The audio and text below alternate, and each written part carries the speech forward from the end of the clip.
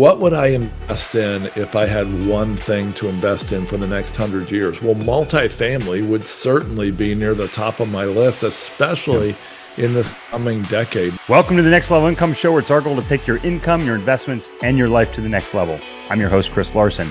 If you haven't yet, get a copy of our book for free at our website, nextlevelincome.com. That's www.nextlevelincome.com. Just click on the book link, and I'll even send you a copy if you put your address in. Today, we have a special podcast with my friend Paul Moore of Wellings Capital.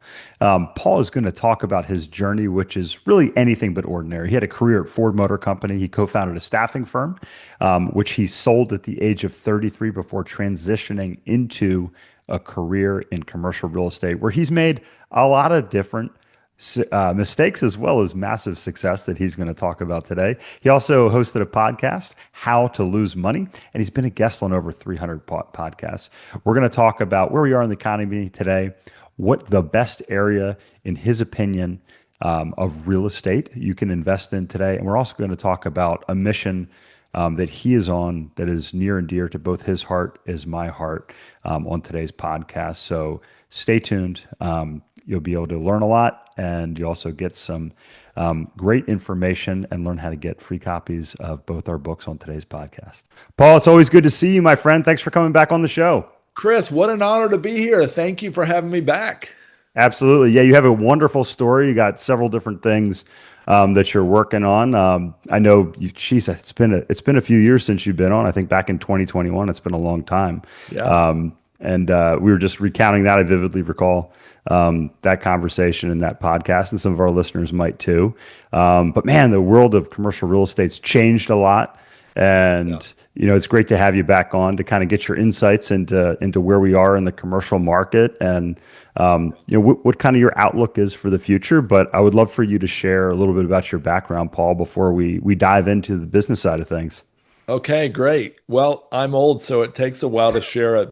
I'll try to skim it real quick. So I had my own staffing company, sold it to a small public company in 97. I found myself at 33, 34, thinking like I'm a serial entrepreneur now, and I'm a full-time investor. I thought, and I found out I was really a shiny object chaser and a speculator. That's what I was, Chris. Yeah. And I made a ton of mistakes, lost a ton of money, had to basically start over 10 years later.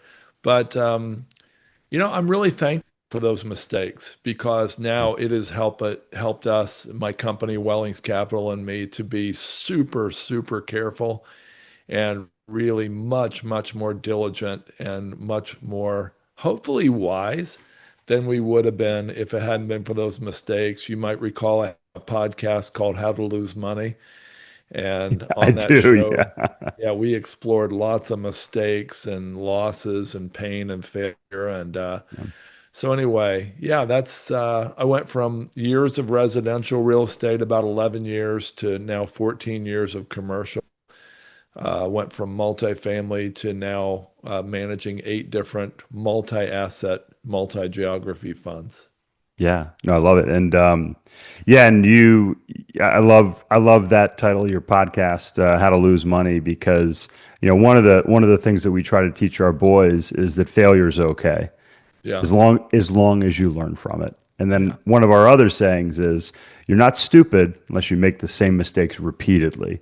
Yeah. So what are some of the big lessons you learned as an entrepreneur and as an investor that really helped you form the foundation of your current thesis, Paul? I've heard this first lesson from so many different angles. One of them is one of my minority business partners, Barry, ran for governor of his state about 8 years ago, and he said he rubbed shoulders with billionaires. And he said he came back to me, he's like, they're not that much smarter than us. They're not that better connected, well educated. The difference is they got their sights set very clearly at a very, very young age on one thing, and they pursued that one thing with great intensity. Yeah. And Gary Keller and Jay Pazan, in their classic book, The One Thing. The One Thing, yeah. Say, Great book. well, yeah, it is. They said you have to say no to 1,000 or maybe 10,000 distractions to say yes to your one thing. Yes. Great Um, quote. Yeah. yeah. Warren Buffett and not Charlie Munger, Warren Buffett and Bill Gates met at a dinner for the very first time, and they were all, each asked by Bill's mother to write down the secret of success on a piece of paper. And they traded those, and they both had the same answer, and that was focus. Yeah. So that's my lesson. And if I had to do over again, I would have, I mean, if I could have ideally had a crystal ball, I would have chosen commercial real estate at a very young age and just stayed in that lane Yeah. for, 4 decades rather than jumping around literally probably 20 times in my early years and then always having to start over with a new learning curve. Yeah. Huge mistake. And, but I hope people can learn from my mistakes now. No, I love that book. I love the book, The One Thing. If you're listening and you've not read that book, go order it, go pick it up, download it, listen to it, or put it on your reading list to be up next.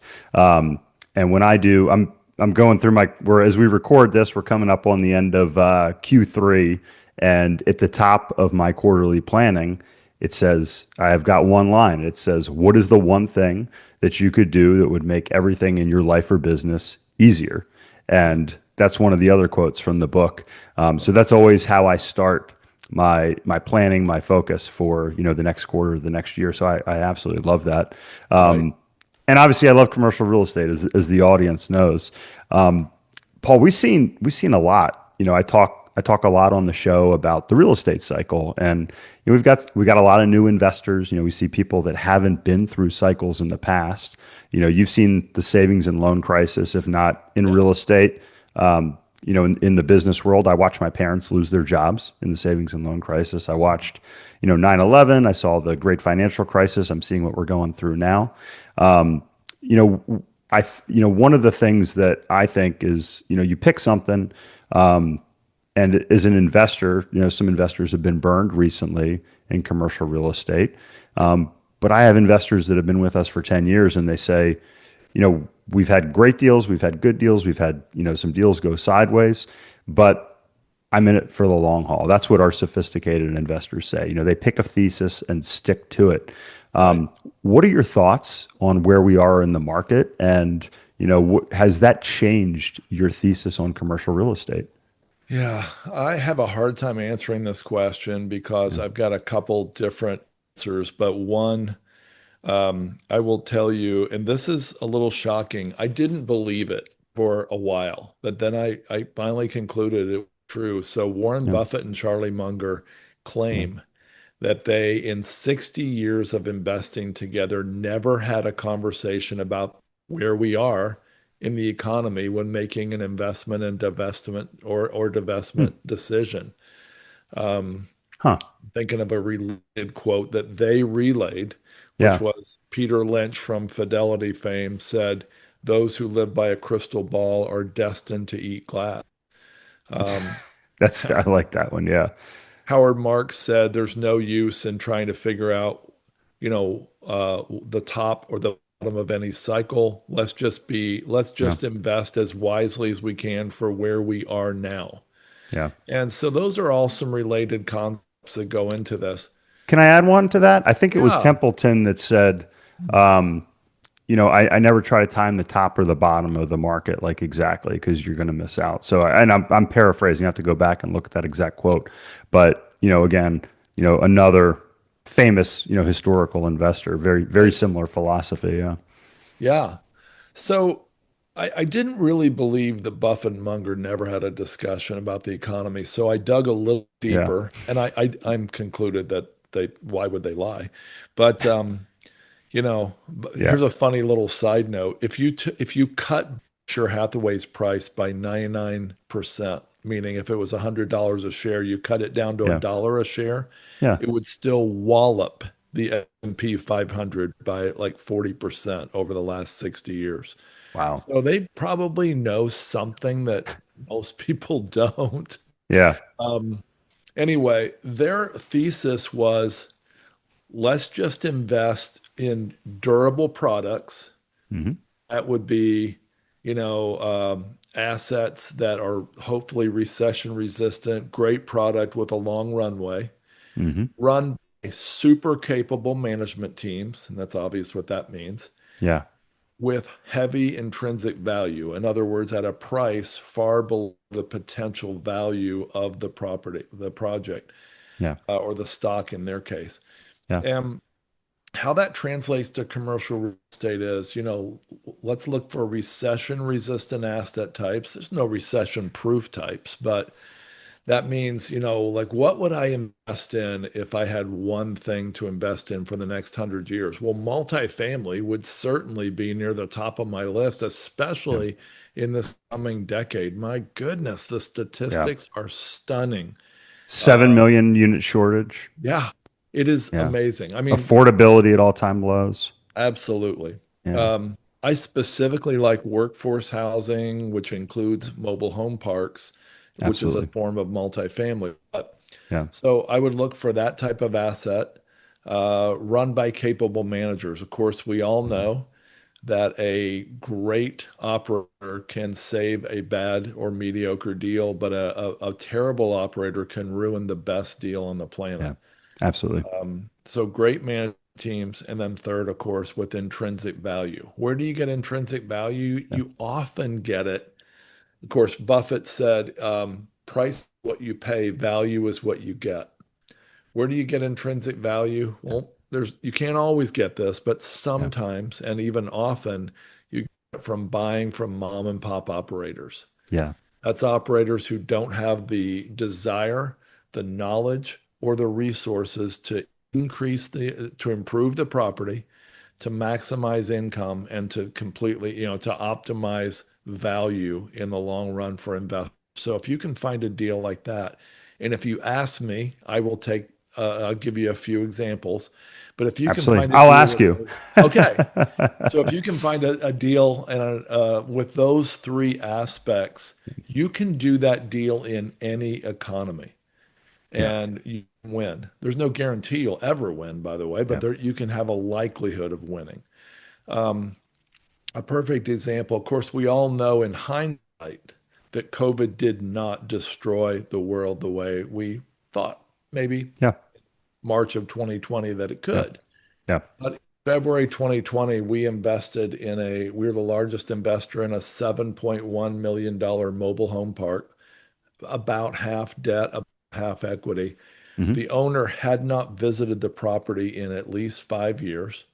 Wow. Um, Rents had not been raised anywhere near market levels. They were 35% below market. Utilities were all being, for some reason, paid by the owners, not the owner of the park. Yep. And there were all kinds of other huge, huge missteps on this Yeah. property. Yeah. Well, anyway, it was acquired for 7.1 million. A week later, there was an offer to our friend, the buyer, of 9.5 million. And I said, take it, run. You'll have like a 1,000,000% IRR and you can avoid this Yeah. crisis that who knows if it's going to destroy everybody. Yeah. And he's like, no, no, I'm going to stay the course. Very Buffett thinking. He's read Buffett's biography like 21 times. Love it. He said, no, I'm gonna hang on. I think it'll be worth 13 million in 3 years, which would have been a massive win. So he hung on. He did like four of the six value adds that needed to be done. Not the biggest, not the Yeah. hardest, but the four easiest. And he got an offer of, get this, Chris, 15 million within 10 Amazing. months. Amazing. So he sold it, and we got I mean, IRR is deceiving. You can't eat Yeah. IRR, but Yeah. we got a 347% IRR in 10 months. Amazing. Yeah. And the point is because it was again, a durable asset run by acquired by a fantastic operator and Yeah. with incredible intrinsic value. Yeah. It was a win. And I could spend 2 hours telling you stories like that, and I know you Yeah. could too. Yeah. So that's my answer. I didn't even start to answer your question, uh, but Well, no, let's dig deeper into that because you brought up value add, And, a lot of longtime listeners are familiar about it because I talk about it, in my book, which Yeah. if you haven't gotten it, go to nextlevelincome.com, grab a free Yes, you need to copy. get that book. But I walk through the value add strategy that you and I have employed in multifamily and mobile home parks and self storage and all these things. And you Yeah. mentioned intrinsic value. Is that limited to the value add strategy? Is that your preferred strategy, or what are some other types of strategies in commercial real estate? But let's dig into what value add is first. If you look at the spectrum Yeah. of commercial real estate, we can develop real estate from the ground up. We can buy core assets like a lot of life insurance companies do and REITs do. But value add is a little different. And you mentioned you did 4 out of 6 of the quote unquote value add projects. How is value add different? Because I'm a big fan of the Yeah. intelligent investor by Benjamin Graham, which Right. is the thesis or the Right. genesis of the thesis of Buffett's investment Right. theory. Yeah. So we've got development, Yeah, which would be the highest risk and the potentially potentially. highest return. And we're always looking at not what the return is, but what's the risk adjusted Yeah. return. I would argue that often that the risk adjusted return for development is pretty low. Part of my reason, a quote from Munger on this, that's not a super well-known quote, but he said, though he liked real estate, unlike Buffett, but Hmm. Munger said the most successful real estate development owners are the third owners. And the first owner goes bankrupt. The second owner is the bank. And the third owner buys it for 50 cents on the dollar from the bank and finally makes it profitable. And I was part of a development deal like that in a sort of previous life. I wasn't the developer, but I was Yeah. close, very, very closely working with the developer. And it's exactly what happened. Yeah. The third owner is doing really well. But Yeah. um, We're buying some deals like that now, which the owners are forced to sell in today's market yeah, due to the interest rate environment and inability to get the leverage and the loans where they are. We're buying a deal in Houston right now at 20% discount, right. as a matter of Yeah, fact. Very very similar. I don't know if we're the third owner, but in yeah, that cycle we would be. yeah. Another type of strategy is core, or I don't know if it's even a strategy. It's a type of asset, but a Yeah. core or core plus, which would be generally stabilized. Yeah. Chris, a lot of people think that's the safest deal, but is it really? Is it really the safest? I don't know if it is. I kind of feel like value add. So core, basically Yeah. you're just buying cash flow. Yeah. The problem is with a shock to the economy or the occupancy or Mhm. the rental prices, oversupply in the market, it can easily be underwater, especially if there's a lot of debt on it. So, Yeah. so that's a core plus, core strategy, and of course then there's value add, and Yeah. your listeners know well what that is. Yeah. And the value add, of course, creates this most important thing, which is a margin of safety between the Yeah. debt payments and the net operating income. And that margin of safety, as measured in one measurement at least, is the debt service coverage ratio. Yeah. And you can get a very, very high debt service coverage ratio from value add by just continually improving the income. Yeah. So those are some of the strategies there, I think. Yeah, so let's take that one step further. So value add strategy, go in, and one of my favorite things about value add real estate is the ability to force the appreciation Yeah. through some of these things. And I think as you're alluding to, when you develop a property, you're speculating on the future value of that when you complete it. And if you sell into the right market, like you said, it can be phenomenal returns. If you have a core asset, there's not a lot of value add quote unquote projects. It's a maybe a newer property. You can buy it. It's got established tenants in there, or residents in terms of multifamily, and they're just paying, and you're getting maybe a 6% cash flow, and you're just banking on those rents to go up effectively with inflation. But we've seen the past couple of years, rents have been flat or even down in some markets, like Mhm. Austin's been, seen, real drops. Some areas in Florida have seen some real drops. Atlanta's seen some real drops in terms of rental prices in the market. But in value add, you're going in and you're making improvements, exterior improvements, interior improvements, and you're able to improve the property and increase the rents, or same thing, increase the occupancy. Mobile home parks have a lot, typically, multiple more variables, which you can, and different, even different things you can do with financing and Right. homes that are owned right by the tenants versus owned by the park as well. Yeah, right.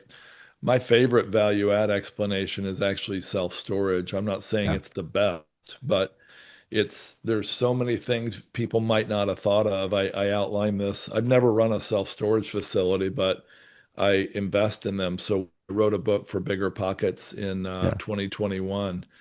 And the in the book, I described like a dozen value adds people might not have thought of. And quickly, those would include, hey, I got 6 acres out back. I shouldn't do it that way. I got 6 acres out back and we're not doing anything with it. Okay, yeah, great. Thank you.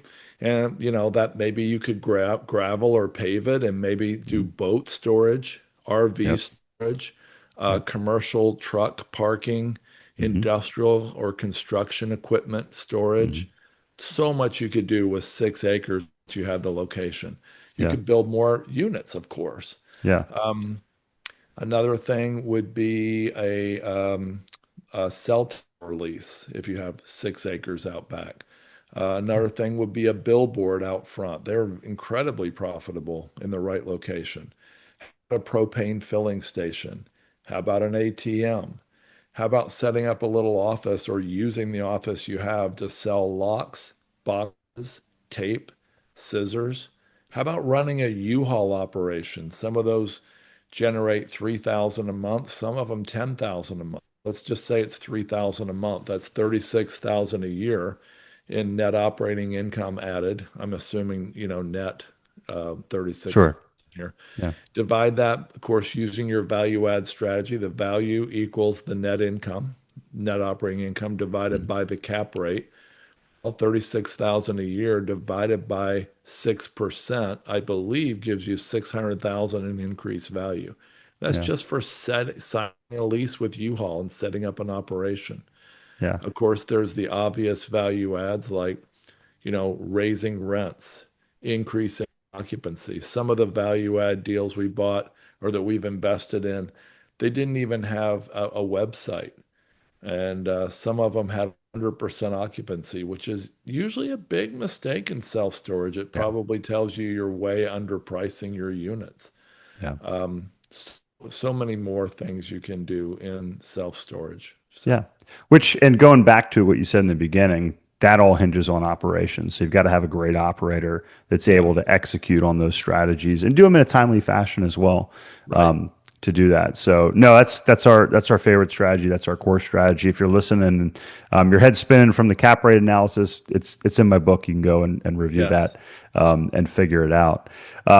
So Paul, you've shifted from individual assets, as you said, to more of a fund structure. Why did you decide to do that? Yeah, so we had tried to be, and you asked about where we are in the economy.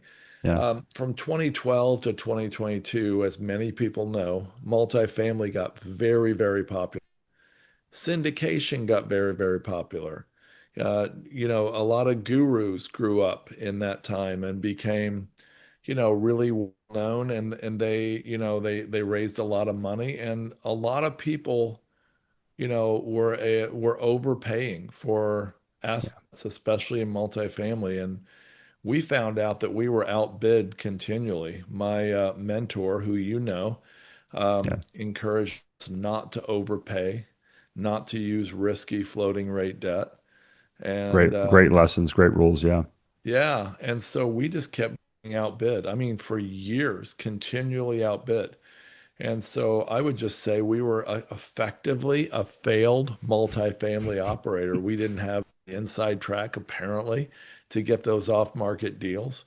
Um, and we weren't willing to overpay. There was a sense of speculation when everybody's buying just hoping to sell it to the next person for more 18 months later and double investors' money. And I'm not criticizing that. Yeah. I have friends and competitors who made literally millions and millions of dollars doing that. But those things have an end to them, like Yeah. the tulip bulb run up, if you've heard of that, from the Oh yeah. 1600s and maybe It was, 1700s I would, on. yeah, I would say 16, yes, Dutch tulip bulb Yeah, in, that's it, I think it was the right. late 1600s. Yeah. Yeah, I mean, and Buffett was criticized in 99, terribly criticized for not jumping on the tech boom, which became a burst bubble 2 years later, and he won again. Yeah. Buffett said, I'd rather invest in Wrigley's gum than in the internet because I know how people will be chewing gum next decade. I have no Yeah. idea where the internet will be. And he was Yeah. right again. Yeah. But at any rate, we just finally said, wait a minute, this is not working. We have to find a new business, or we're going to have to find a different way to do it. We decided the best way for us to do it would be to find the best operators we can, again, using Buffett's second of those three principles. Yeah. Let them pick the best deals they can find, the first of Buffett's three principles, Hmm. hopefully having intrinsic value. And we invest heavily with them.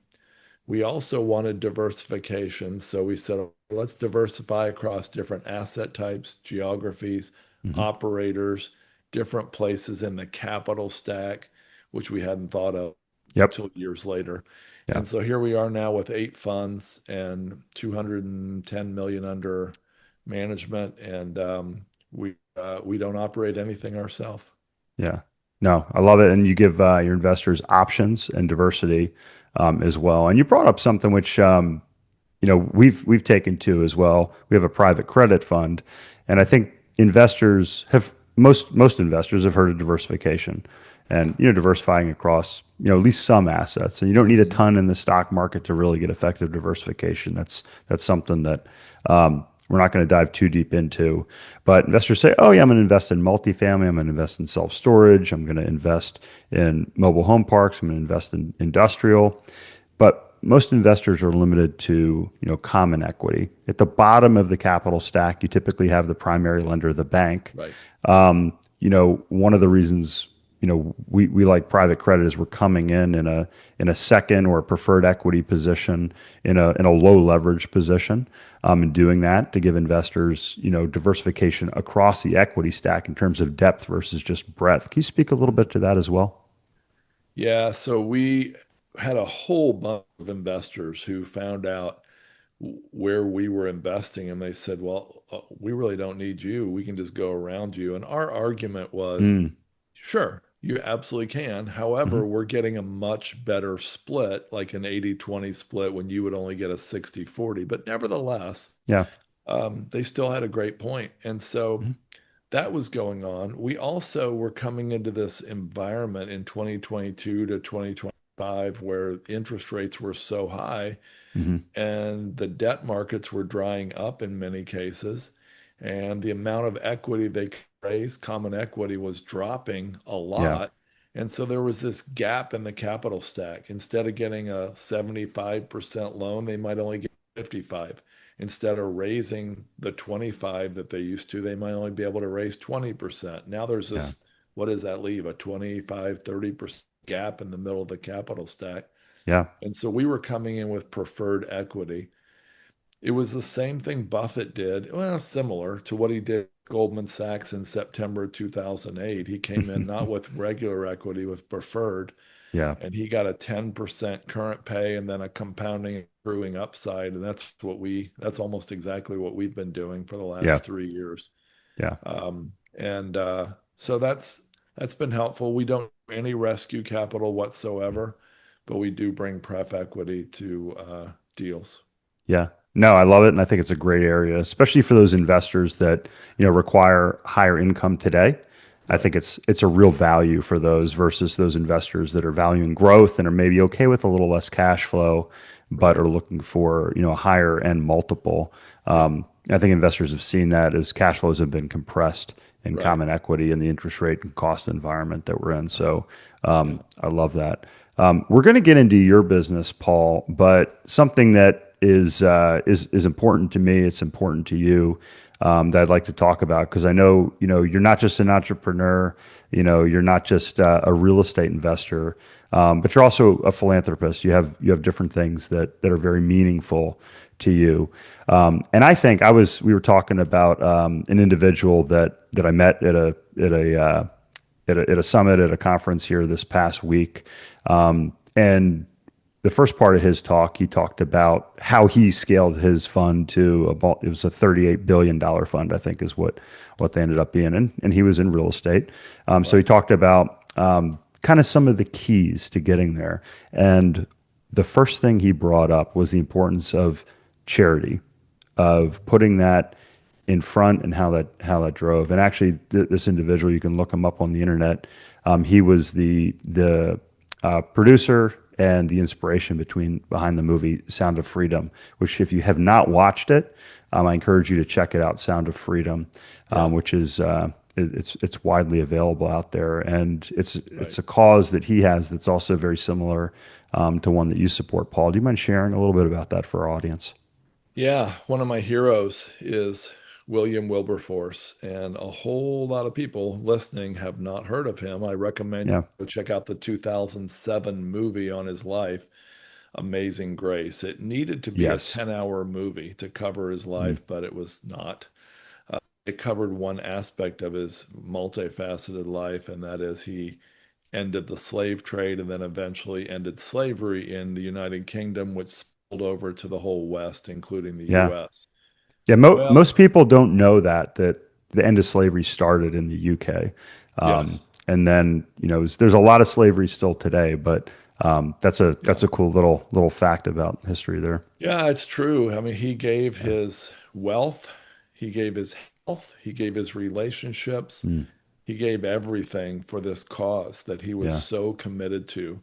He was a young, wild man. Like he was, a very heavy partier as a young man. And he came face to face with two things. First of all, with God, and secondly, with the yeah, slave trade and the horrors of it. And so he decided to do something yeah, about it. Um, Tragically, Chris, here we are 200 years later with the most enslaved people in world history at about 50 million. yeah. In fact, if you took the record, not the average, the record profits of Nike, ExxonMobil, and Walmart, added those record profits together and tripled that number, that's the approximate profitability of human trafficking Yeah. every year.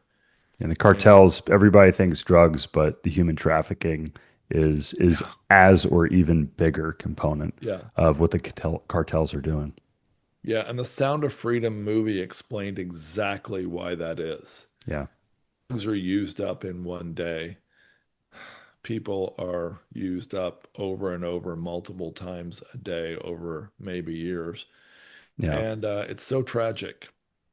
And so we decided we wanted to do something about it. So Wellings Capital, just like we research operators and deals, we researched nonprofits, and there were so many great ones. What we found one we really like called AIM, AIMFREE, aimfree.org is their website. we'll And put that we in the have show notes here. raised almost $900,000 for them in the last 4 years. Amazing. And we would really recommend people go to aimfree.org or aimfree.org/Wellings. Of course, our company doesn't get a penny of that, but it goes straight to AIM, and we're so glad to be part of this fight. They free little girls, little kids in Cambodia for only $1,000 per child. Their last raid was freed 42 little kids Mm. and it put nine bad guys behind bars. And so Good. there's a lot more money and time and resources needed to house, feed, clothe, get counseling for those kids. But $1,000 initially will free a child and change their whole life. And yeah, and that's, I mean, the amount of impact that you can have with that amount of money. I mean, we spend $1,000 on going out to eat every month. Right. So if you're listening, please, I just put it in the show notes here, aimfree.org/Wellings with two L's. Yeah, please check that out. Regardless of what you're doing outside and Yeah. your giving and different things, it's something that my eyes were open to the scale of this and really the horror of it through firsthand stories. So I appreciate you sharing that, Paul. Yeah. Thanks for the chance. Absolutely, absolutely. And you brought up something else. You mentioned, in the movie Amazing Grace, talking about, you know, the what changed, which was God and the horrors of slavery. That's the other thing that this gentleman brought up was the importance of a higher power and believing that. And I'll say this because of the time that we're recording this. It's actually a week almost to the minute when Yeah. Charlie Kirk was killed. Um, any thoughts there, Paul?